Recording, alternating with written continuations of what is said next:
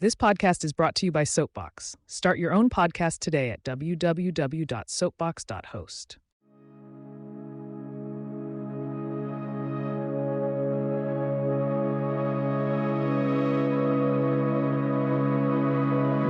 Welcome back to Season 2, Episode 13 of Wednesday at 9 p.m., where we have Part 2 of The Bell Witch, where we'll hear the harrowing end of the tale, the prophecy of Kate's return, and the sad ending that faced Betsy and John Sr.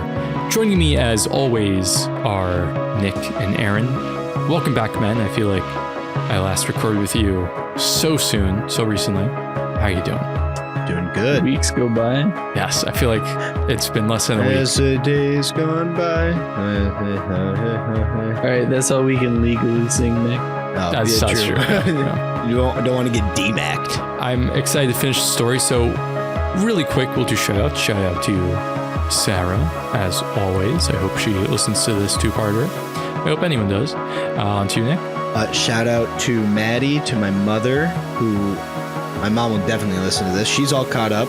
Wonderful. And shout out to David Hoy. Again, we know you're out there. Mainly because of your LinkedIn. And you, Aaron? Shout out to Fallon, of course, and a shout out to Troy from Nick. And lastly, a shout out to the long lost, forgotten Bell that Frank probably won't address.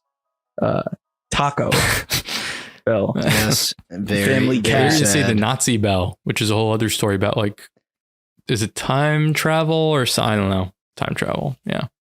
Yep. You think I'm that clever, Frank? I I'm believe in thinking you. Taco Bell's the funniest thing. So It'd be weird if you thought the Nazi Bell was funny. it's true. that's true. So we last left off with the name Kate for the entity that was bugging and abusing the bells. And again, this was a little throwaway line that the spirit said, "Oh, I'm Kate Batt's witch." People started calling it Kate. There's really no reason to believe that it was telling the truth.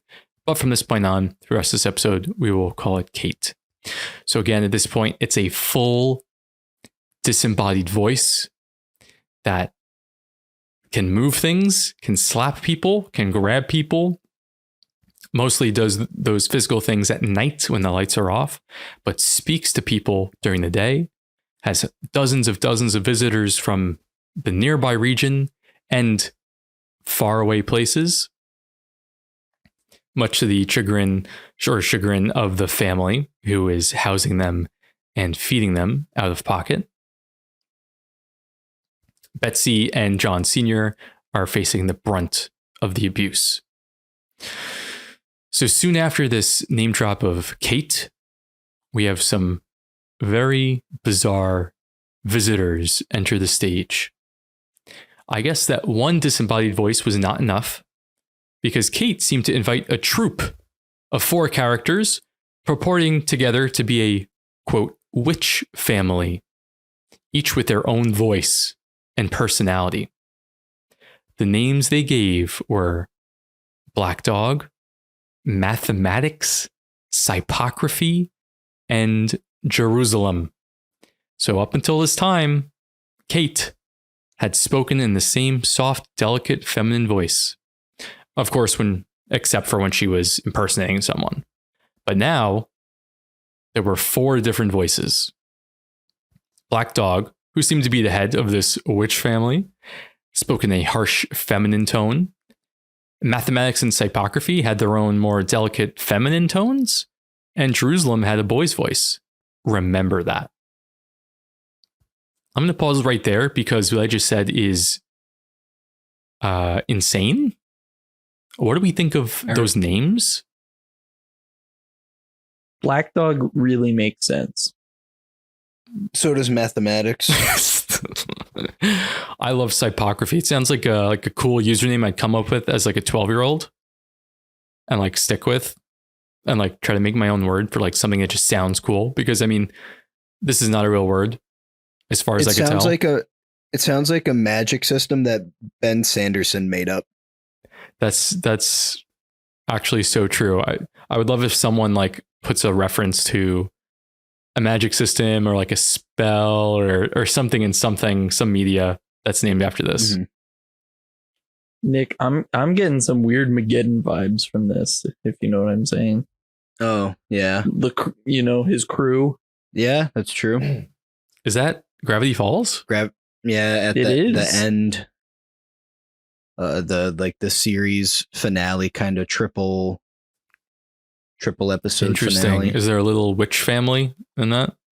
Well, I mean, Bill Cipher has like a gang of other dimensional beings that are just partying, because it's the end of the world for like humans. Oh, yeah, I think I remember this. I think I watched this some weeks ago. We finished the series. That's actually funny you say that, because these guys would launch into offensive, hideous tirades, Well, uttering vile threats to each other, the family, and any visitors. Like the most obscene, blasphemous stuff would be screamed out loud and at each other. for a PG rating, we can't say these Yes. things. No, we cannot. And as you can probably imagine, this was so terrifying to the family that John Bell Sr. would have moved. They were ready to move. But Kate had sworn to haunt and abuse John till the day he died. There was nowhere to go because Kate promised to follow old Jack to the, quote, remotest part of the earth.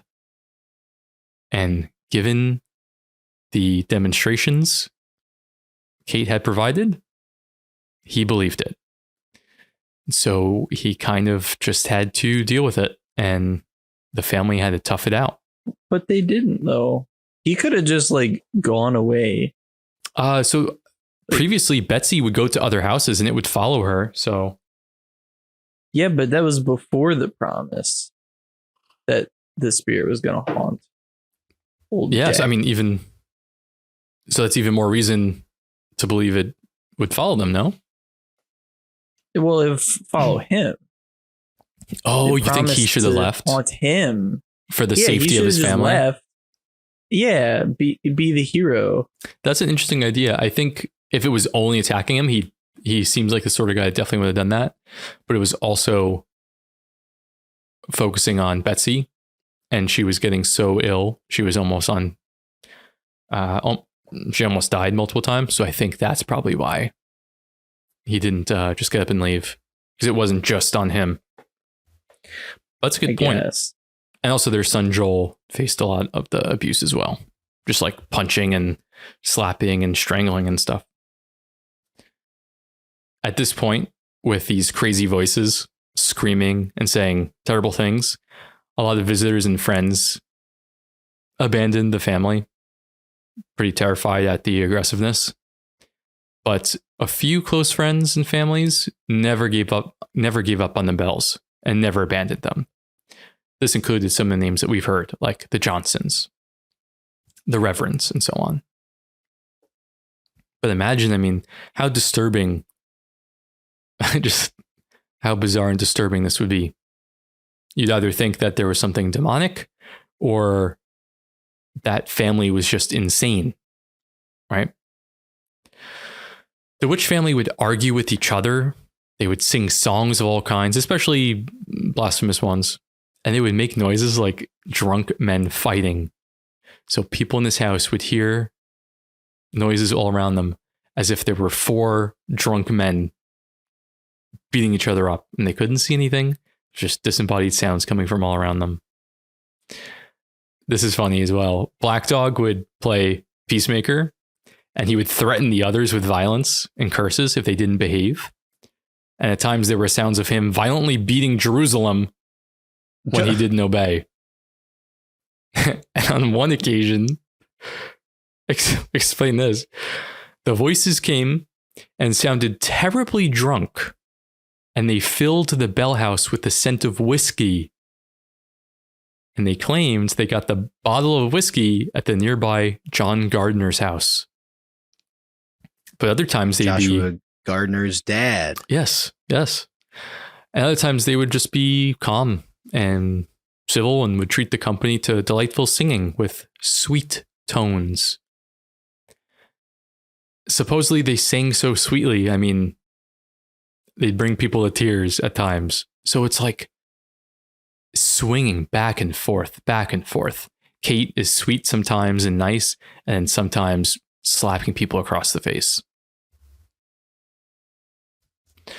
We'll have some more stories of stuff during this time, but this didn't last too long, this period, and eventually the concerts were kind of the end of the activity of the Switch family, and they slowly died off until just Kate remained. After this is a section I'm not going to go deep into, because it turns out that Kate was virulently racist. Yes, this disembodied voice had very strong opinions on certain racial groups in 1800s America. If you want to read more on that, you can go to the PDF in the show notes on page 135 of An Authenticated History of the Bell Witch and read it. And I will just warn, very strong language and old school language in that chapter. Yeah, pretty uncomfortable read in the public area I was in while researching this. Now, people also saw strange beings and animals that they associated with her, but there typically wasn't like a human form that clearly was Kate. Maybe that child in the trees from the very, very start. Maybe he was related or her, but it was never really clear. And at this time, some people really paid attention to Kate and tried to develop an understanding with her. And those who engaged with her were judged by Kate as either being honest and pure of heart or conniving. And she would praise and lather compliments on the people that she liked, and she would abuse verbally and physically the people that she didn't like. When I read this and how she made choices of who was good, who was bad, it really seemed more to me like it was just whoever was scared of her and didn't try to cross her and like, you know, accuse her of being evil got the thumbs up, and whoever was at all critical or skeptical got the thumbs down and abuse. Did anyone get a middle thumb? Some people got a thumb up. No. Yes, Betsy sometimes would be like soothed and like her hair would be pet and like, and other times she'd literally just be slapped around silly. So it was really back and forth. But for the dad, John Bell Sr., always hatred, just out of nowhere, hatred. Basically saying, I'm going to kill you. I will not leave till you're dead. I'm going to kill you. I wonder if, you know, maybe the thumbs up, thumbs down also correlated to like favorites. Like maybe the spirit was going after Betsy because it was like the favorite of the dad. That's really insightful, Aaron. She definitely was like the favorite and all the attention was on her. There might be something to that. Like maybe it was never after Betsy. It was after old Jack the whole time. And the way to get to him and really mess with him is to mess with his favorite. That's so interesting that you say that. I didn't write down these notes, but I really do want to talk, and I'll enter it here. This whole time from childhood, Betsy and Joshua Gardner,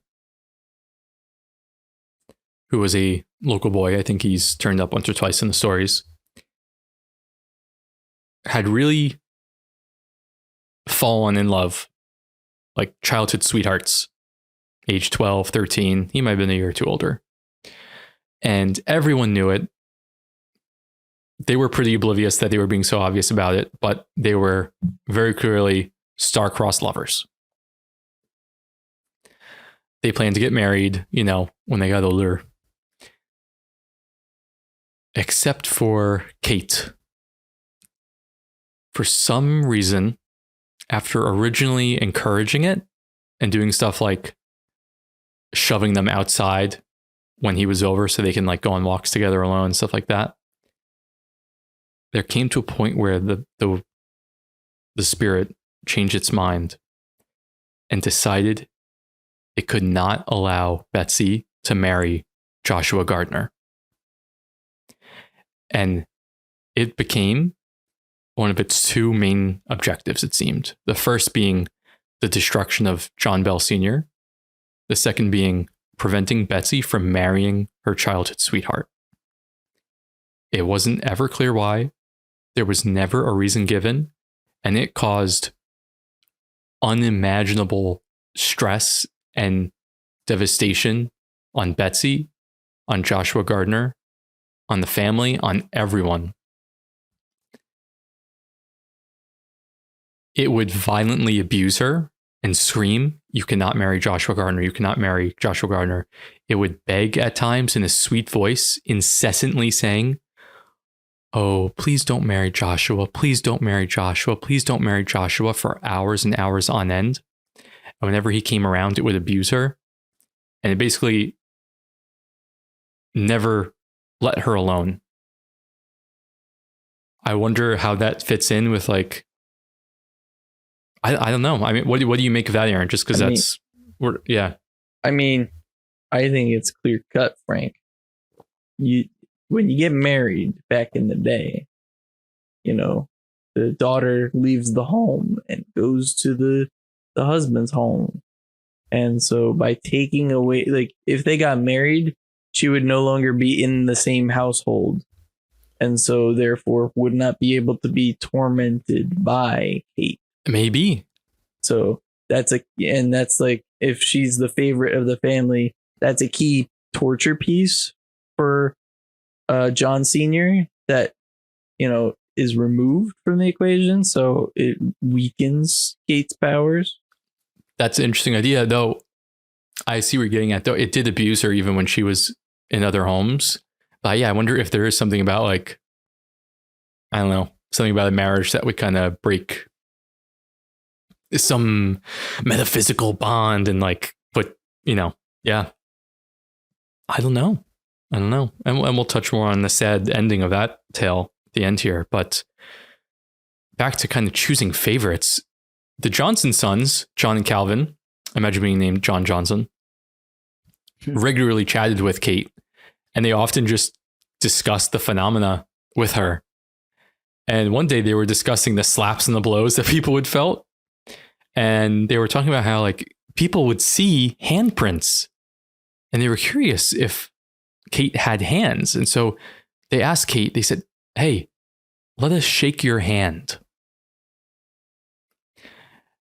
Kate trusted this son, Calvin, as being just simply curious, no funny business. And so she acquiesced and he held out his hand, and without seeing anything, obviously, he felt the pressure and the grip of a soft and delicate woman's hand. And then his brother John was like, "Okay, my turn, let me try." But Kate saw right through him and said, "No, you only want a chance to catch me." And even when John vowed that he wouldn't, she said, "I know you, Jack Johnson. You are a grand rascal trying to find me out, and I won't trust you." So even in that, she has this sense of like, who is a little bit smarter and will try to trap her or learn more about her than she wants to reveal. She knows how to keep those people at like an arm's length. Other people claim to shake her hand as well and, you know, felt the same, a woman's hand. More and more stories of her knowing people's histories came, and then there'd be visitors from out of town. One day, a guy showed up, and as soon as he walked through the door, she said, "This is the grand rascal who stole his wife. He pulled her out of her father's house through a window and hurt her arm, making her cry. And then he whispered to her, 'Hush, honey, don't cry. It will soon get well.'" And the man was dumbstruck. And he confirmed that was true years ago, back in whatever state he was from, that happened. Now, many who consider themselves skeptics started to hear about this story and would travel from afar to try to debunk the Bell Witch as hocus pocus. Not associated with the movie. Not associated. They actually would try to debunk the story as Hocus Pocus 2. Definitely not associated with that one. And one such day, a good-looking gentleman named Mr. Williams, a professional detective, showed up, and he'd heard of this mystery, and he was an expert, so he said, in untangling mysteries, detecting jugglery. I love that word. Jugglery. Sleight of hand, illusions, etc. And he claimed, he boasted, he would easily expose the trickery behind Kate. So, John Bell Sr. warmly welcomed him. And he said, stay as long as you need. And Mr. Williams yapped and yapped and yapped all day about his travel to distant lands, the many cases he debunked, and how certain he was that he would expose the trickery behind Kate before he left. What do you think Kate did here during the day while while this detective was going on saying, "Oh, yes, this is just trickery. This is just the family. This is a conspiracy." Do you think she went, "I'll show you"? Beat up Betsy. Did you say beat up Betsy? Yeah, that's always a safe bet. Yeah, good guess. Well, you said before that she didn't like people who were skeptical, so maybe she did stuff to him. She did nothing all day. Not a word. A little scratch or a thump, maybe, here or there, but pretty much hid out all day, making Mr. Williams quite impatient. He got a little cocky and speaking his mind more freely to everyone, because again, every day there were other people. He's like, "Yes, this is proof. This is a family conspiracy made up for attention, for money.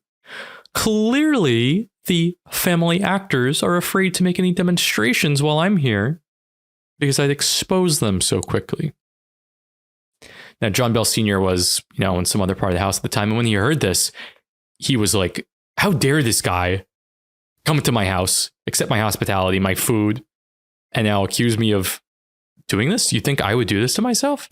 So he makes to go over and kick the guy out. But before he could, he hears Kate speak to him. Kate says, "No, you don't, old Jack. Let him stay.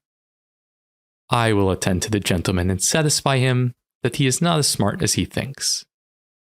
And so John held his tongue and treated him nicely. And the anxiety in the house grew as everyone waited for something to happen. And for the rest of the night, until they went to sleep, nothing happened.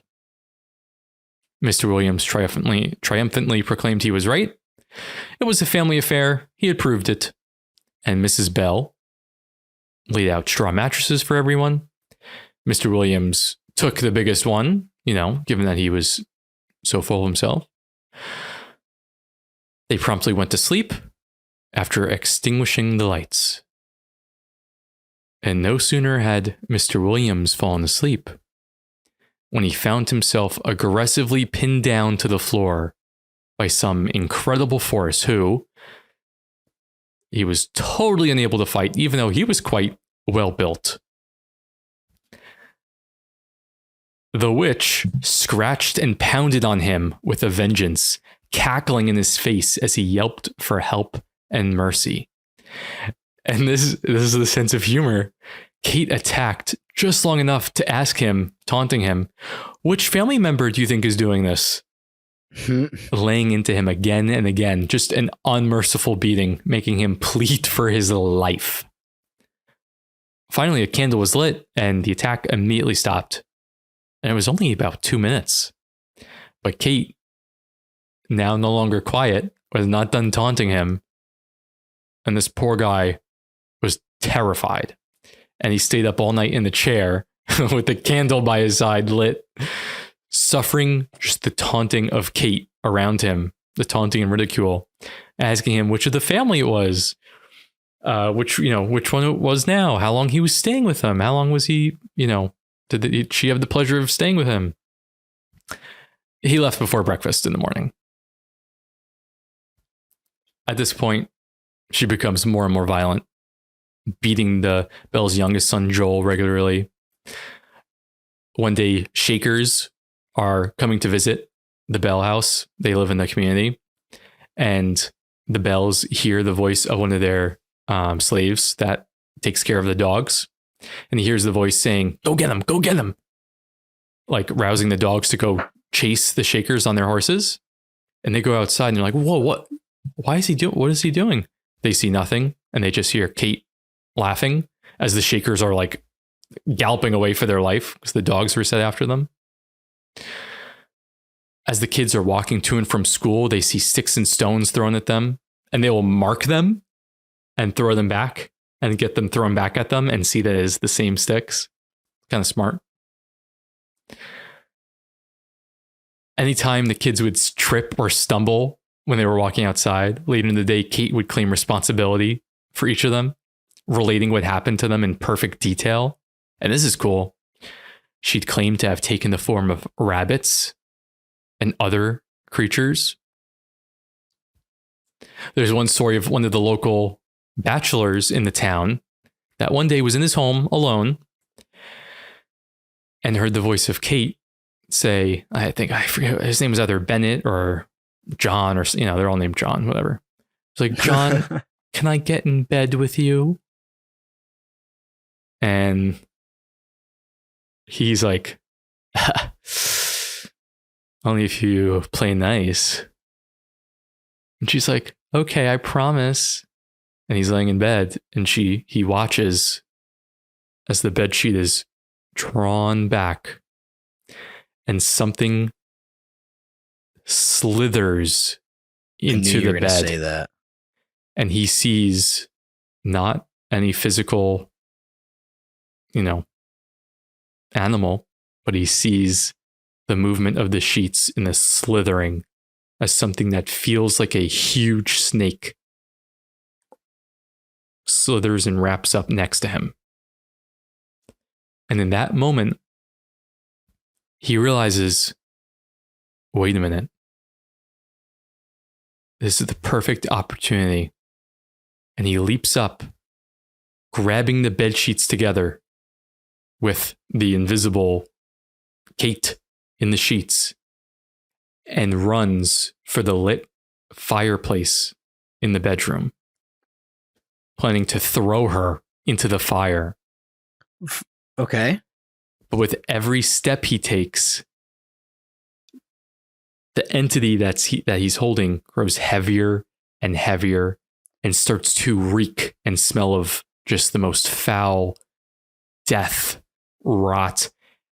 And before he can make it halfway to the fireplace, it's too heavy and too disgusting, and he has to drop it. Should have went to the gym more. Honestly, he lost his chance. And Kate, cackles at him and says, "Nice try." Punches him in the face and disappears. Well, so despite all this terrible abuse, Kate had soft spots for some people, including Lucy Bell, the mother. For whatever reason, Kate always called her Old Luce and held her in high regard and never abused her. Admittedly, this is probably because Lucy was very scared of Kate and saw no use in antagonizing her.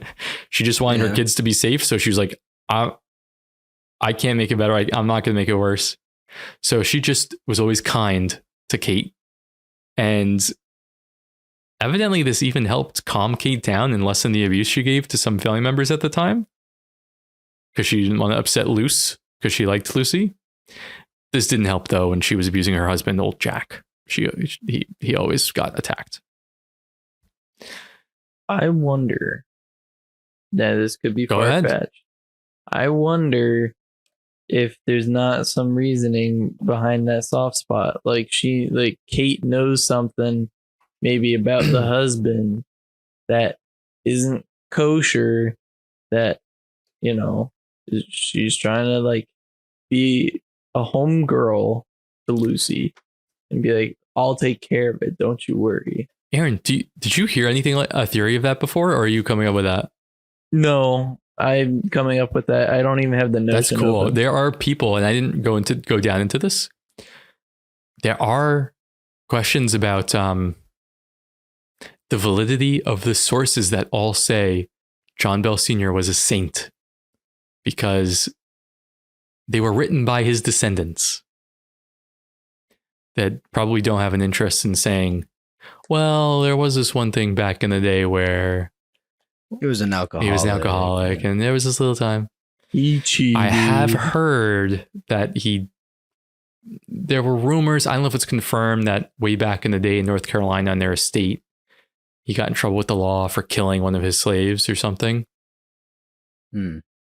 So there are some things in his past, but when you read the books, they paint him out to be like the most a paragon innocent of Christian fatherhood, of manhood, of virtue, taking care of his children, his family, his wife. It does make you wonder, Aaron. That's really, I don't know. I really don't know. I guess we'll never know. But Lucy came down with a terrible sickness. Have you guys heard of pleurisy? Pleurisy? It sounds like a pill. It does, right? It's an old condition, which I assume we don't really deal with anymore. But it's an inflammation of the pleura, which is a thin membrane surrounding the lungs. Probably pretty common back then. What can you do except try not to die from it and just rest? So she came down with this in 1820. So this has been going on for 3 years by this point. September 1820.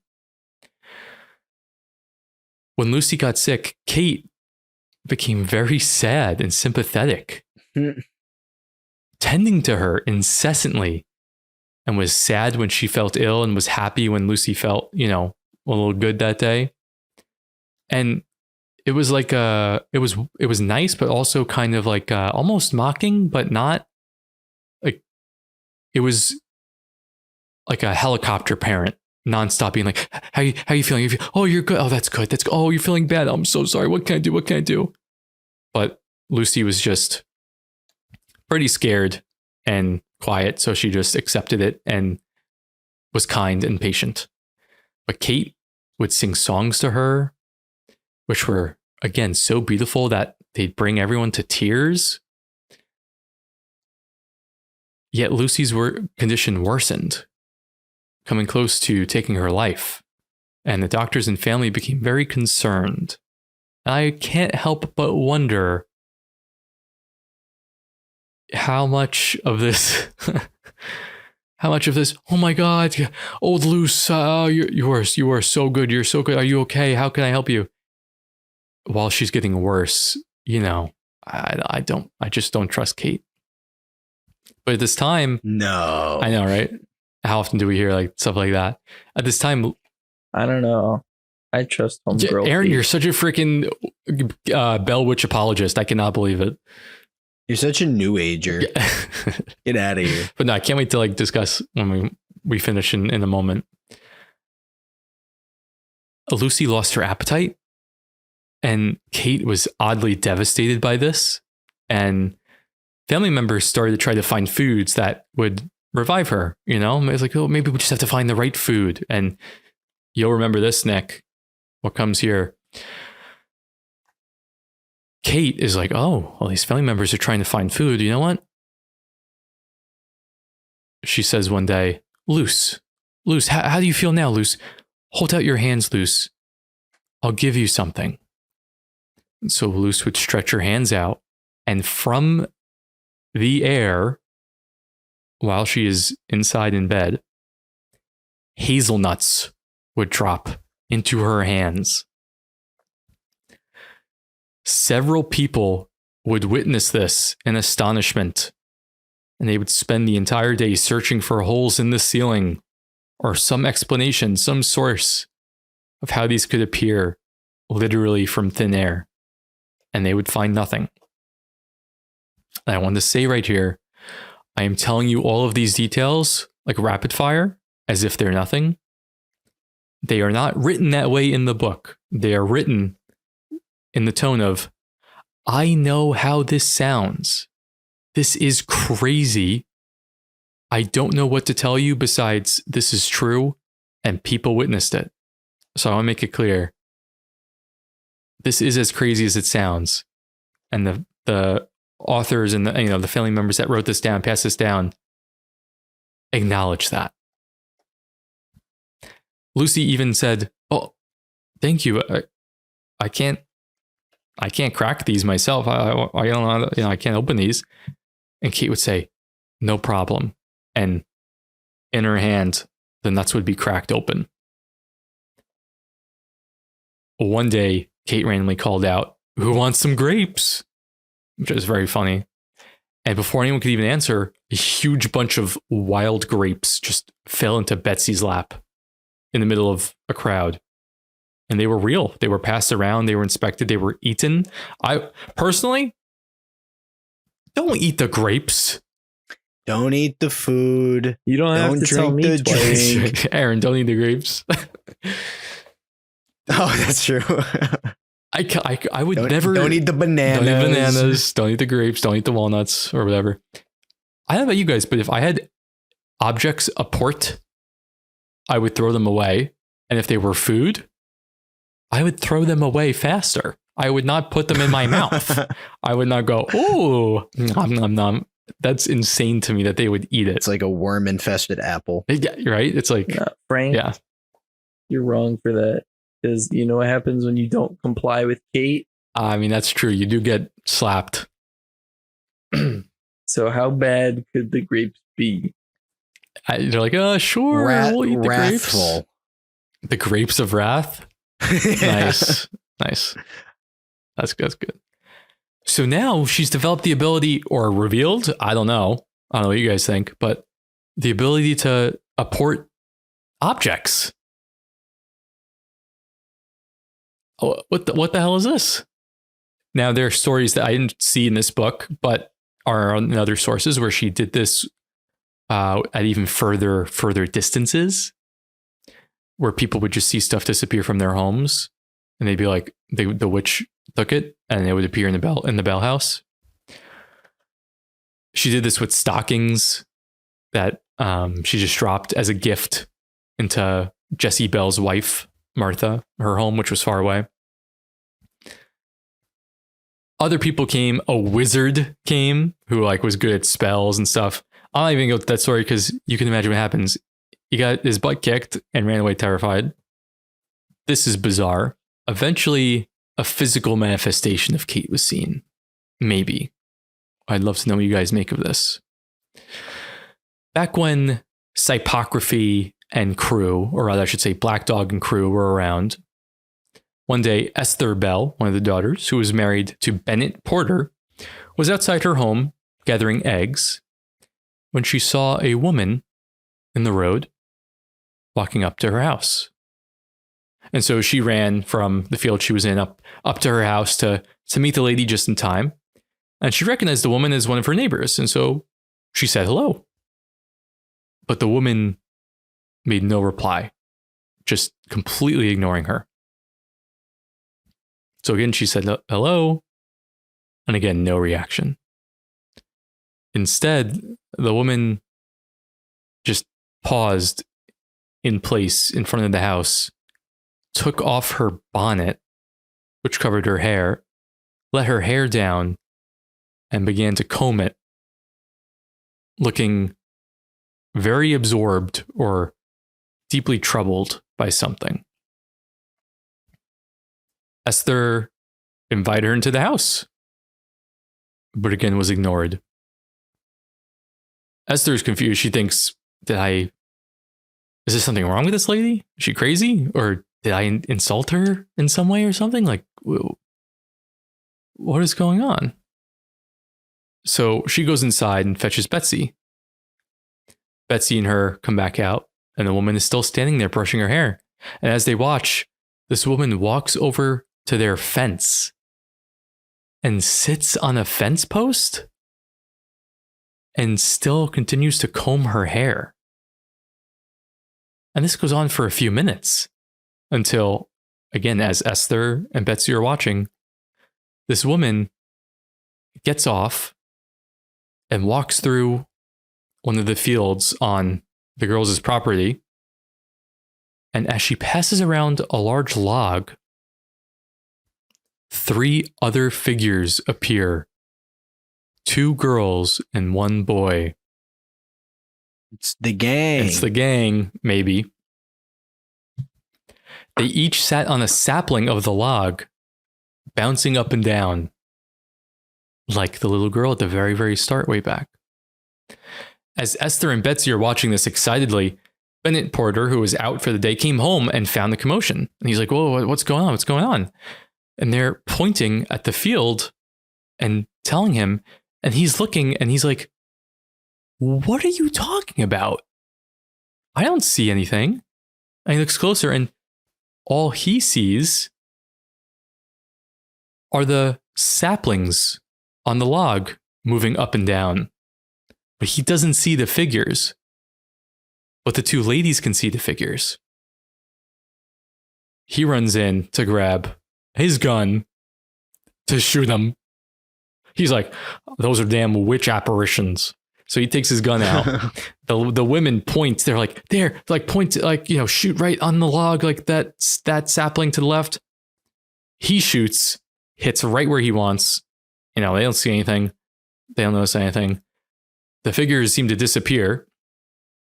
And now Bennett and the 2 ladies run over to the log and they find nothing. No sign of anything, really. But that night, back at the Bell House, Kate and the Witch family made a big stink complaining about Bennett Porter having shot Jerusalem and breaking his arm with the bullet. They're like, what the hell? Why'd he shoot at us? Couldn't even see you.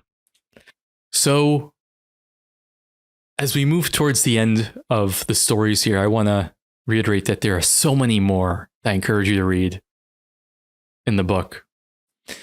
But I want to focus on the promise Kate made to John Sr. All the while as this was going on, John Bell Sr. continued to suffer with the spells of twitching and jerking and stiffness of his face. This grew worse and worse over the months. And Kate grew more and more violent in her verbal attacks on John, and it came to a point where she would almost never leave him in peace. I mean, he would walk. He'd be walking outside with his son, Richard Williams, and his shoes would be yanked off and tied really tight and shoved back on as he's walking. He'd be slapped across the face, taunted as he tried to work around the property with his son attending him. Eventually, it came to a point where one day, after suffering all this abuse, he turned to his son. And this is just sad. He said, "Oh, my son,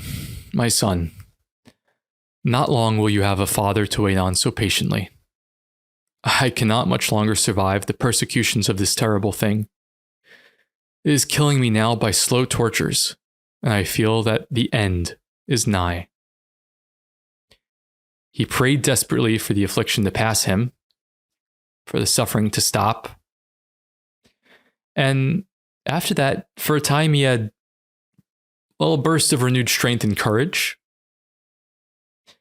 And when he got home that day, he immediately got into bed to rest. And while he would move about a bit, he would never leave his house alive again. Seemingly reconciled to his fate, he gradually declined in health, with his wife and family and friends constantly tending to him by his side. And on December 20th, 1820, he was found comatose in his bed, not really able to wake up, as his family was kind of waking up for breakfast, shaking him. And one of the sons ran downstairs to see if they could fetch any of the medicine vials that they thought one of the doctors that had been tending him had left. And they opened a cabinet and they saw a vial of some strange black smoky liquid. They looked at it and they're like, well, we don't recognize this. What is this? Is this one of the medicines? And they immediately sent for the doctors just to find out. But they heard the voice of Kate cackle and say, "It's no use. He's not waking up. Like I said, I promised to get him. I got him."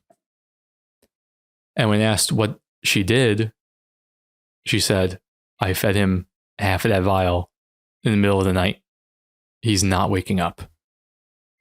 And it said that they could smell the scent of something, and it matched the scent of the vial, the weird liquid. And one of the sons took that vial and threw it into the fire, and it burst into this very strangely colored flame. And he died, John Bell Sr., later that day. I won't go into too much detail about the aftermath. There's a whole lot of more stuff that happens after this here. In fact, the Bell Witch didn't immediately leave, but promised to return to haunt the family in 7 years. And true to its word, it did. And there are more stories to come from that. But the last I'll say is what happened to Betsy. After John Bell Sr. died, there was a gloom over the family for many months, and everyone in the community found it really hard to move on. And Betsy and Josh Gardner were moved further and further into depression as they realized the Bell Witch was not going to let them get married. It was going to follow and harass Betsy till she died if she didn't give up marrying Josh Gardner.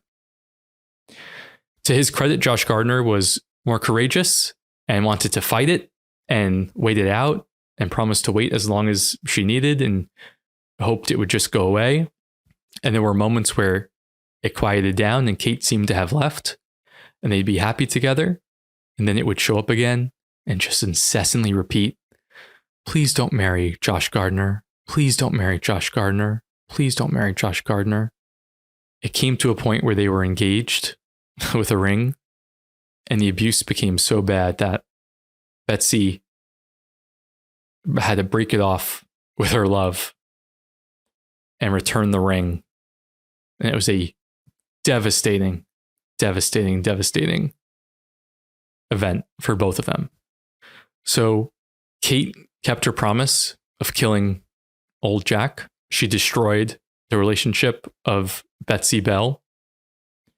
And Joel, the youngest son, who was also physically abused a lot, lived the rest of his life in solitude on the farm with pretty much what we would call PTSD now, becoming a hermit, totally terrified that Kate would show up and haunt him later in his life as it did his father.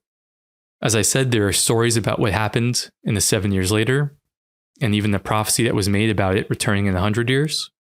And there are many, many more legends that have spawned around the original story, including that of the Bell Witch Cave, which is now a kind of tourist center that you can pay to go through. Seems to be well reviewed. And there are legends there. But all of those came decades, if not centuries, after the original story, the original events. That is the end of the Bell Witch tale. A dark and harrowing end. I don't know what lessons are learned, but many generations of Bells lived and passed this tale down before they felt finally comfortable of sharing it with the world. It was witnessed by hundreds of people all over the area and surrounding states, and has really cemented itself in southern United States folklore at this point. With that, I'd like to finish this two-parter with, what do you guys make of this? All right, I've been waiting. You're not gonna like it. Uh-oh.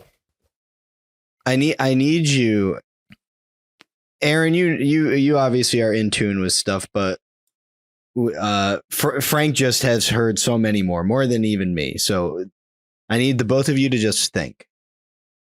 Really think of all the stories you've heard with all different phenomena.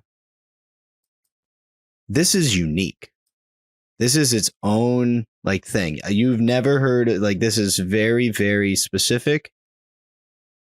We've heard stories with ghosts and poltergeists and demons, and they're not like this, which leads me to believe it's not those things. And really, genuinely, I think this time around, some tulpa thing was created, and I am actually pulling the psychic phenomenon card here. I want you to just think of all the things that lined up. Let me finish. A big family with a lot of kids going through puberty. Very common for phenomena to happen revolving around kids at that time. And now it's like, is conflated, compounded. Betsy, I don't know if she's the oldest. Maybe she's the oldest daughter. I think she was the youngest daughter, actually. Youngest daughter. Okay. She was like the belle of the family. Yeah. But now she's going through puberty and it's centering around her. So, very common. Joel, also the youngest boy. So it seems to be, focusing on the youngest of the genders here. The other thing is they lived in North Carolina and moved there whenever. And you even said the story with the bone and everything. That's probably not true. Why did it take so many years to happen? They weren't doing anything. They're devout Baptists, so we know they're not doing the things that normally invite this stuff in. Why did it happen? I just think that we don't know how the family dynamic actually was. There could be some trauma that gets compounded with the puberty aspect here with such a large family. So many emotions are intermingled and more people get involved. So there's more thought and focus being put on it. So how do you think the Bell Witch knew all these things about the people? Well, all these people are constantly thinking about it. So it's like their subconscious thoughts are a part of this tulpa. And the tulpa is like a representation of everybody involved. And that's why it knew everything. That's why it could recite the sermons. Because in their memory, the reverends could probably recall what they said. But they were so involved in this like soup of emotions that it all kind of amalgamated into this thing. And now you might be like, oh, what about the apports and the other phenomena? That's also just could be so much like concentrated human emotion and subconsciousness is in this one point that this incredible psychic phenomena is occurring. So even the skeptics, their mind is being added into the equation. So that's what I think happened, because it's a great story. It's one of my favorite stories. But listening to so many other experiences over the years since I started listening to this stuff in like 2018, maybe 2019, nothing of any sort of like elemental, fae, demon, nothing like that has everything that the Bell Witch has. It's pretty unique. It's pretty insane. It doesn't fit. And so that just because it doesn't fit doesn't mean it's not like a poltergeist or whatever. But because it's so far off and so different, I think it is just a large scale psychic phenomena and like a tulpa that amalgamated hundreds of people's thoughts. That's not what I thought you were going to say, but I mean, no, you make that's what I think. So I guess it's to take it a step even further back. Wait, let's do the Astonishing Legends thing. Assuming you believe any of this, where are you? That is what I think. Where are you in what percentage? Given the stuff I said, the stuff that's reported in this book, and how do you feel about the veracity of the statements? When people have experiences, unless it's like legit, like actually crazy, like incredibly, like, yeah, I went to Mars and saw Jesus. Like, I'm not going to believe that. And people say that. And that's probably something someone has said. I tend to believe if people are having a paranormal or supernatural experience, it might not be paranormal or supernatural. It could be subconscious, could be, I'm not saying a hallucination, but like people generally, I think, experience something, whether it's supernatural, I don't know. I wouldn't call tulpas supernatural. It is in Tibetan teachings. It's very spiritual and human, like kind of like a sixth sense sort in that kind of area. It's like a natural phenomena, you're saying? Yeah, something that we just like don't like control on a regular basis, but you can like hone the skill, i.e. the Tibetan monks, e.g. whatever the proper thing is there. So I think these things happened. I don't think, it is over 200 years old. So like, and it's all from the family.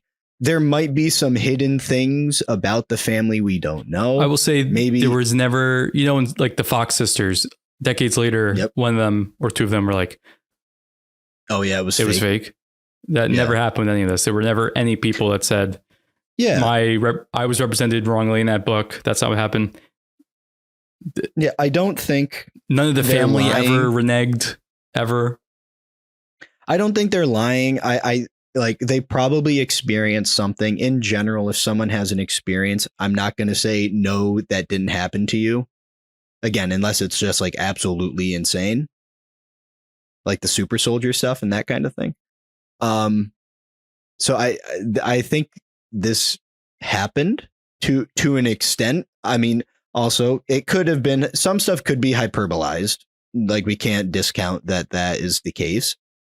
Yeah. But I think that this phenomenon occurred, but I don't think it was supernatural in a way, because of the encounters I've heard that I think, something supernatural happened or something that fits the bill of like a ghost or something. That I'm like, okay, yeah, this does like everything. Like it checks every box, which no other story has ever done. Even my favorite MU story, where it involves like a demonic entity. Yeah, it's pretty contained, right? Like the phenomena. It's not this. It has some like things knowing where they are and stuff like that, but nothing close to this. It's not, yeah. So I genuinely think this is just like so much emotion was happening at this time through reasons we might not ever be told. Yeah. And this is a fraction of the stories in the book, and the book is a fraction of the stories that are claimed to happen. And there are a lot that on that note of emotion. There are so many stories in this book about very high anxiety and emotional moments. There's a whole section at the end where it's stories passed down by the slaves. Mm-hmm.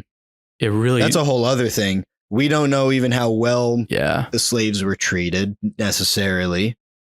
That adds to it. Yeah. in their beliefs as well. Oh, I'm just gonna say the words used to refer to the slaves. It's I don't so wanna bad, know. and the way that they transcribe how they speak makes it almost impossible to understand. And it's like They like make them sound like dumb. oh my god, it's actually so, because I'm like, you know what they're saying because you are transcribing it to be unintelligible. I can't read this. It's really interesting. Like they They're really just being racist for the sake of being racist. yeah, like they're choosing to make it unintelligible. But you could trying to piece those stories together, skim them. There are many more hands-on physical and emotional stories from them that From the just slaves. add to, I think, kind of your perspective. Maybe, I don't know. That's my soapbox. Sponsored. So I'm here to poke some holes and add some info. So first off, Frank, that excerpt that you had sent before about like, and you alluded to of, oh, they made it sound so unintelligible. There's actually in English class, I read a pretty interesting book that was written in a similar fashion, called "Their Eyes Were Watching God."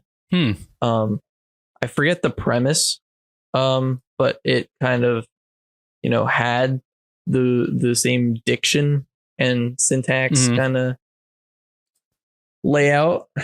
I don't know. I don't want to say the wrong term, in fear of getting canceled by our one listener. Nick's mom. Nick's mom will be like, what the hell? Nick's mom is going to tell me Can't something. believe you said that. But it's written almost like it's a different language. Yeah, definitely.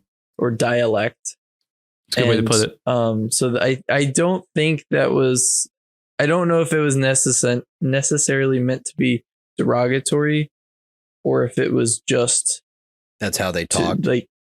That's how they talked. So that's how they captured it. I guess we'll never. That's interesting. We'll never know. Yeah. That's true. I also, Nick, want to ask you or pose just a hypothetical I question. do love hypotheticals. The average number of children that women had in 1800, and this is just a quick Google search, 7. 7. Okay. So 9's not that crazy. We need It's the not standard like, deviation. And they 15. lost one. So I guess there were 8 living at the time. I thought it was 10 and Yeah. then they lost one. I believe it was 9. They lost one. Oh my And their God. names are cool. It's like Zadok, and you heard a bunch of them, Esther and Betsy and Joel. It's So- the kid. Anyway, sorry, Aaron. Continue. So it's not, the 8 isn't that crazy. Even 9's not super crazy. Like, it's above average, but it's not like crazy and unheard of. So why this family? Why not like every other family? That's Because it's not like they're in a That's a good unique question. situation. I think what the whole thing with the large family is also, I guess we don't know the what's the respawn rate. We don't know how fast they were pumping them out, So all I mean with like they have a large family is there could have been a lot of the kids going through those puberty stages at one time. I suppose. But I don't believe it's atypical. I'm also why this family, I don't want to cast aspersions on the deceased, but we don't know. There are rumors, like Frank said, of John might not being this saintly father.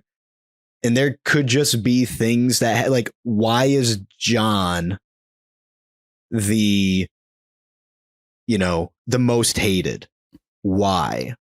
There might just be something we don't know. And I think that might be more likely than not, just because of the sheer hatred constantly for 3 years. So I think maybe it has to do with that. it is odd, like, yeah, why this family? And it goes back to my point. Why did it happen at one point while they lived there? They lived there for a while. Like, in the horror movies, you move in and stuff happens pretty quickly. It doesn't happen 5 years after you move in. So that's why I'm thinking, as the kids were growing up, maybe maybe there are some other things at home that weren't pleasant, that all of that emotion, whether it be the kids or the slaves, kind of manifested into this entity, and stuff started happening, and more people got involved, and it just exacerbated it. I'll also add, there's a lot of religious energy at this time. Lot. And they're on a river. True. Waterways are very common in folklore of kind of being an avenue for like energy and phenomena occurring on or near. Yeah, there's like, yeah, that's true. There's water. I think that I don't know, that religious fervor really came through in the book. I think it's not familiar to us in the 21st century. I mean, these people would spend a good chunk of their day like ecstatic, shaking, praying, singing with with their neighbors, with their entire family together. It wasn't a private thing that, maybe you pray like at the end of the day in like a corner of the house. It was like a part of the fabric of life. And like the revival meeting, those meetings would go on for multiple days. So I don't know. I could see that. The question I have about tulpas, because I don't fully understand. Mm-hmm. So Me neither. I understand it's energy being invested. Is it the type of energy? Because this seemed like a very negative spirit. It's thoughts. Entity. A tulpa, and again, I'm not well versed in Tibetan practices. And I'm sure a thought form entity exists in other cultures, but it is just you think about something with so much intent that a form is created. So if there are some negative things happening, and that gets compounded with typically like phenomenon happening around children that are aging and becoming teenagers and going through puberty, you combine all that into this manifestation, and then activity manifests around it. Poltergeist activity is how it starts, right? It doesn't start super crazy. It starts with poltergeist activity, which is associated with young children a lot of the time. And so with all this happening, now more and more people are experiencing the activity, and now they're thinking about it, because now they're, like Frank said, people are in the house all the time, talking about it, thinking about it. It's so much intentional thought that it manifests and gets in. It's getting stronger. Why do you think it now talks, and now it can apport things? There's just so much thought going into it. I don't know. It just, to me, it's a little odd. Like, where is the negative aspect coming from? Like, why is it so I am negative making the assumption towards... that we are not being told the full story of the family dynamic, and the slaves as well. But even so, then why has it never come out in the 200 years that... That's a good question. It's all, and that's like, none of the ancestors. That's the other thing. It seems like if the energy is coming from the family, you would think at least one of them would be like, yeah, dad was pretty abusive, or dad did this or whatever. I don't know. It goes back to my first thing I said at the beginning. They lived in North Carolina for a time with slaves, and then they moved to Tennessee and lived in that house for however many years before this all happened. I don't have an explanation for that. But if you're saying it's not some tulpa thing and it is like an entity, then the same question is posed to you. Why did it never show up before? Why now? My explanation is now enough of the kids are growing up and maybe some things are happening that we're not being told about, or something is happening more, or like maybe John is, as he's getting older, is becoming more like disdainful or like is more rough with his slaves, and that's where the negativity is coming from. But where do you like? What do you think? If it's not some tulpa thing and it's a demon or a ghost, I think it's ghosts. then but why now? So trickster spirits, Nick. Well, yes, we love trickster spirits. Why not sit dormant for a few years, observe the dynamic, so that you can pick it apart and know like who to target? Like, the trickster spirit goes after what I'm assuming are the favorite children, or the weakest children, I guess, because they're youngest. Yeah. And so it's just sitting back, observing, learning, and then all of a sudden it's ready to strike. So do you think it was always just sitting in Tennessee waiting for a family to move there, or did it follow the family since they started having kids in North Carolina? I mean, I think given that they said they dug up graves, that could have something to do with the awakening.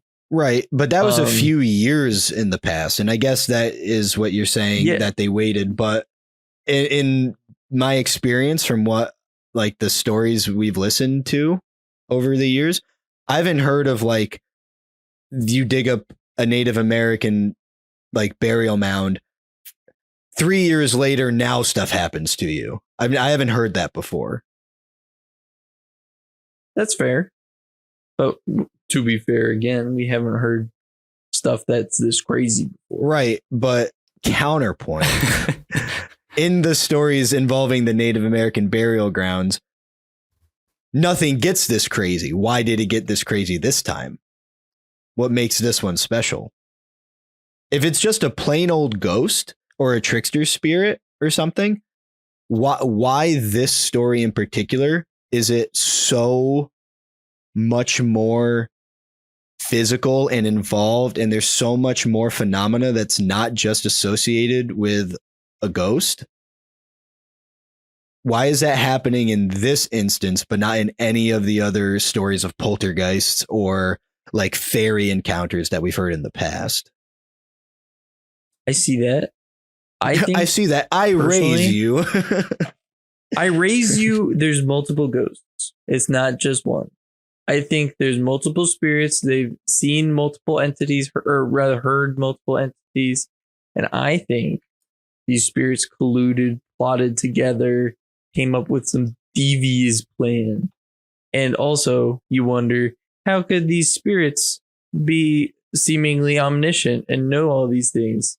Well, if you could be in multiple places at once by being multiple entities, it's a lot easier to come up with. So you think it was a band of ghosts? Yes. Black Dog, mathematics, Jerusalem, and typography. Yeah. Well, they didn't show up till later, though. Spirits. Okay, that doesn't mean they weren't there. That does not mean they weren't there. Maybe. Just because you don't see them, hear them, doesn't mean they're not there doing stuff. I'm sure there's plenty of spirits around us right now, and we would have no idea. Unless they wanted to make themselves. I would also like to point out that my tulpa thought form idea also partially explains why it followed Betsy, because if it's tied to, because I'm saying it's tied to her going through puberty to an extent. So if that's true, of course it's going to follow her.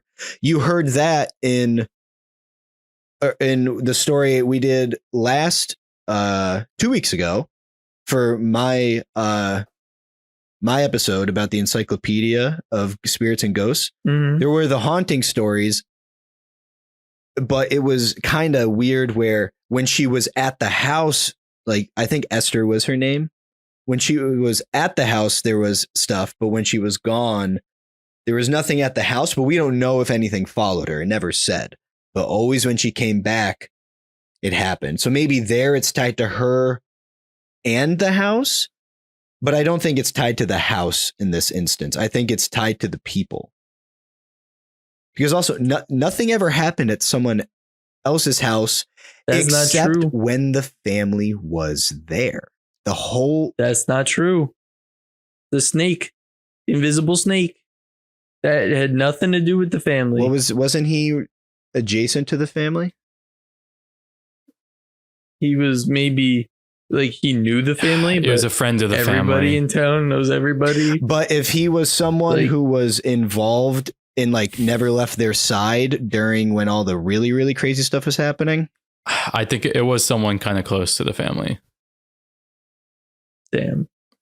Okay. Well, I don't know what to say to that. I don't but know. I like it's so much weird phenomena that is all happening at once that yes, it could be a bunch of entities masquerading as like one or five if you include the witch family. And it could just be the five, it could be more, could be less, I don't know.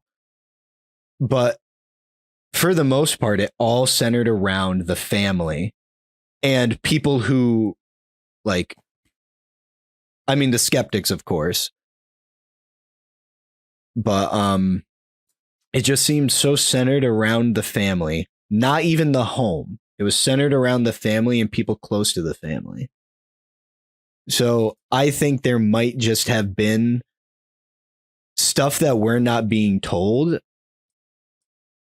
and it created this because nothing happened for how did you say, Frank, how long, like when they moved to Tennessee? It was 13. It was 1804, and then the activity started in 1817. So they lived there for Oh. 13 years and nothing happened? Seems a little odd. Okay, but when did they disturb the grave? It is not Uh, provided, but at some point between those years. I think it said a few years. Yeah. But still, I've never heard of a story where someone disturbs a grave and then several years later, now the whole family is affected. Also, the kid, the Corbin kid who threw the bone, he's never brought up or has any. It's never said that he experienced anything, and he's the one that Is he even mentioned though? Like he's mentioned that. Is he off in some other? Well, he town? threw the bones and broke them. So Right. why wouldn't he be? I guess if he was haunted, we'll never know. Yeah, that's what I'm saying. Like maybe he's off in some other town being haunted as well. But still, it is odd for that to happen, and then years later there is phenomena. I'm trying to find it in the notes where when he said the Corbin Hall. I don't know. I think it's. I do. Oh, it just said agree. some years I ago. think we're kind of getting at the same point with having different mechanics. I don't think it Like, was supernatural. because we. Okay, well, what would you classify? Would you just call it psychic? Yeah, it's some like psychic, like it's paranormal, if anything. Assuming the definition of supernatural is it can't ever be explained and it's beyond our understanding, and paranormal is just something we haven't yet been able to figure out. And I see. classify psychic Well- stuff as paranormal. See, I would disagree there, but I think we're splitting Yeah. hairs a little. But what I was gonna say is because we don't really understand the mechanics, hence paranormal or supernatural, it's kind of tough. We're trying to put it in a box of something, but we don't know what the box looks like or how big it is or what color Or if it you is. crush up a Like, rock, how much you can fit in there. Exactly. whatever that means. Anyway, I mean, whatever But that means. we're I trying thought that was to very clear. there's a callback to your pyramid episode. Yeah, I'm saying my Oh, point made during right. the episode was very clear. No. Oh, sure. Okay. Whatever. We don't know how to explain these things, so like we're trying to put a label on something Right. without knowing what the label Right. That's is. I mean, that's what a theory is. It's fine for us to both think Yeah, something differently. No, I'm not saying it's not. I'm just saying it's tough to really come to a conclusion with this because we don't know. Like, we're You can't speculating test any of these. the mechanics of a tulpa. Yeah, we can't. Well, and not even that, but like we don't know what tulpas are capable of, how they're caused. Like we have an idea. We kind of come up with this notion, but we don't know the mechanics of it. We don't know the mechanics of spirits and how they work, why they work, what they do. So I think I hate to be like, oh, well, I don't know what it is, but You don't know what it is. I don't know what it is. Like we could both in a way be right, and there's some connection between spirits and tulpas that we have not yet discovered or understand. Maybe. I think, well, I said my piece that it's tulpas. I You said think that mine. it could be like a band of spirits. Frank, you researched this. What do you think?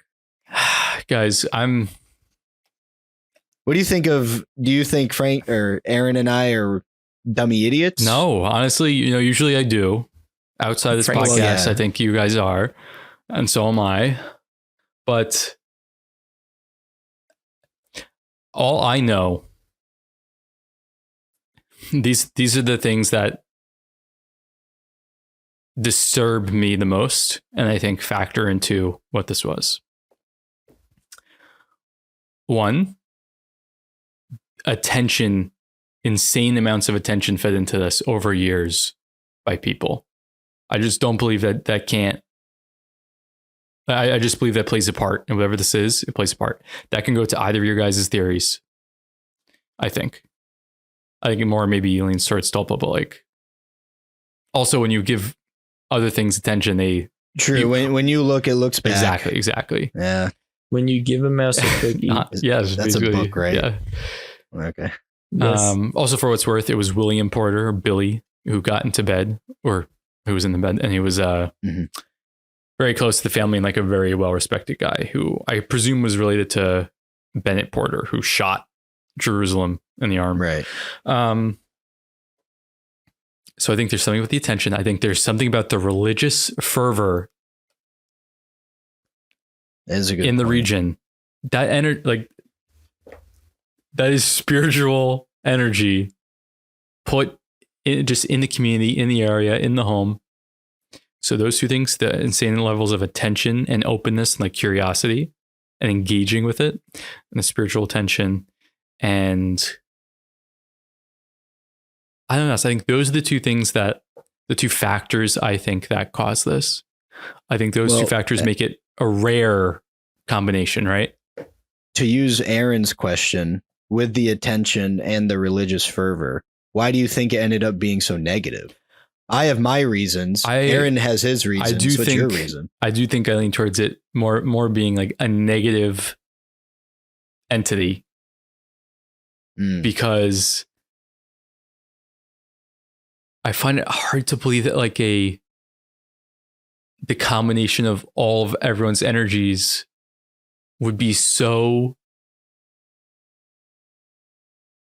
evil. Yeah, I'm making a big jump that there is some dark thing that we don't understand. I hope there isn't. Yeah, like I don't want to. yeah. I don't want to say that this family was a terrible. No, sure. Family. I'm just thinking that like I said, so much phenomena happened that I haven't heard of happening at one point except right here. So if it is a tulpa and it's all this psychic manifestation, there has to be some negative thing that we just haven't heard. Yeah, I really do. I like. But I hope that's not true. Yeah, likewise. As you guys are saying, there's just nothing like this that was this long and this repeated and this physical and 3 verbal. years. I mean, any one of these stories taken would be like a spooky story. Like the kids are walking to and from home and they have sticks and stones thrown at them and they're tripped and like the stones are marked and they're thrown. But that's just like a little offhand comment in this story. That's usual. That's typical. That's typical. They were like, oh, this is funny. Oh, it's just the witch. It makes me not want to believe that this happened at all because it stretches. It's so incredulous. But at the end of this book are just a bunch of people who were still alive by the time this was published saying, this is true. This happened. I was there. My family, my parents were there. They confirmed this, whatever. We swear by this. This is not making anything up. This doesn't portray itself as something that, is folklore. Folklore developed after this and filled in stuff and like made up stories. But all I know, I was kind of sitting there and said, I don't know, but this happened. These things happened. I agree. I don't know. Yeah, I don't think it was a hoax. No, I don't think so either. I tend to not. I just don't know why, as you guys are saying, like people's lives get ruined more often than not when they talk about this stuff. Yeah. There's no way they're hoaxing it. No. There are some, of course. The dad died, like and the daughter, like who everyone thought was faking it, had her life ruined. She ended up marrying someone else, I think, like some professor or something. But oh, whoa, they were so devastated. They did not. Nobody wanted this. Yeah, and like you said, John did die. Yeah. But just the fact that it targeted him and also the Bible stuff gave me such a weird feeling. It makes me feel like it's just like a negative, I don't know, some really negative entity that stumbled upon like an infinite fountain of energy. Do you know what I mean? I find it hard to believe it. I know. It just got there. I know. It doesn't make any sense. I know. You don't hear that, right? It doesn't just. And why does it care about I don't know. I That's think all we're left with. But how does it know so much? I think the whole religion thing and it being able to recite like scripture goes back to my point of it's like. But people couldn't absorbed. They couldn't do that as well as she could. So how do you explain that? Think about it this way. If you've read like back then also probably, and even now Protestants, like they quote the Bible a lot, right? Isn't that a common thing? And back then reverends probably knew a lot of the Bible, maybe not right away, but you're saying it amalgamated everyone and like, yes, I genuinely think that's like so interesting. And that's why it was able to recite things. But it's got a personality. It's got a sense of humor. How do you explain that? It just happens to everyone combined together has like a mean sense of humor and like nicknames for people. Yeah. I mean, it could be some like repressed, like because they're so religious, there are some emotions and humors that they don't let out in public. And it is kind of in that subconscious. And then it came out to. What do you make of it being female too? Having a delicate feminine voice. Maybe just it's soothing. Yeah, I don't know. That I don't really know. It makes it seem so innocent because women were innocent, fragile beings. Unless you were Kate, where they were considered. Yes, and that's Kate Batt's. Yeah. Then this trickster entity or entities decides, okay, well, I'll lure them into a false sense of security, being like, oh, it's just a fragile woman, don't pay much mind to it, and kind of be like, nah, I'm actually an evil, powerful being that's gonna prey upon. I don't know. me. I think we're at the point where I think all three of us, maybe just me and Aaron, because we're like explicitly stating it. I think we're using the two cop-out answers, like a generic trickster spirit versus Tulpa. Like what? Like that's what we're just arguing here. Well, I guess because as like Aaron was saying, like we don't really know. I guess we don't know the actual. Those are blurry definitions for things that might not have strict boundaries. Yeah. Or we just don't know. Yeah, we don't know the boundaries. We don't know if there are boundaries. We don't know if there actually are separate categories of things.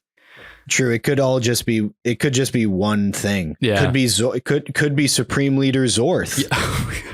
Who knows? Or there could be a billion different kinds of these things that range from. And this is the one time something like this showed up in American folk history. I know. It doesn't make any sense. It doesn't make any sense. No, I'm saying if there are a ton, like who knows? It's just I don't know. There's man. so many times like listening to MU where it's just like Aaron or Ben will say, "Oh, low level entity," and it's like, what does that actually? There's mean? No. And now like understanding of hearing us talk about it, it's like, okay, I said tulpa, and like in my definition and like We go. of Okay. what I know with this, like the psychic phenomena and the thoughts and everything. Okay, tulpa, but then it's like it does have trickster things, so it's like, but then it's like, okay, trickster spirit. What is that? Yeah, so I think Aaron's right. It's like we can say whatever, but it's like, Guys, I'll end this debate right here, right now. it's David Hoy. It's a cow on a ladder. There it is. I'd believe that. Well, I mean, the chains rattling, that's just the ladder. It's moving the ladder.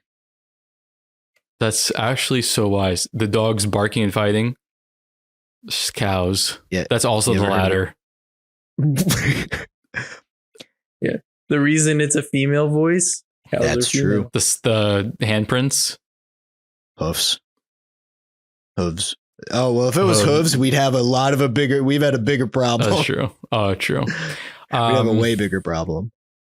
But that's my piece. That's Gentlemen, I appreciate the energy. I wish Kate was here. She'd have opinions on this. She'd probably laugh at us. And I don't think you do either. I want to end on Yeah, don't say one that. thing, but first I'll like to thank everyone for listening to this two-parter. This was really fun to research and record. I want to do this forever. I hope you two enjoyed. I hope the listeners enjoyed. You know the shtick.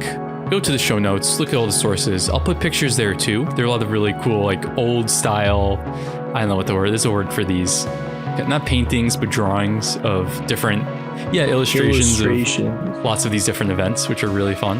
So I'll include That's those. cool. Leave us a review and like on all the platforms. And at the end of the day, I think all we can take away from this story is that Betsy deserved it. Good night, guys. That's what you end No, I on? just want to see how you guys feel. Oh my gosh. No matter how amply corrugated you feel speaking to spirits, beware. Simple as that. Good night.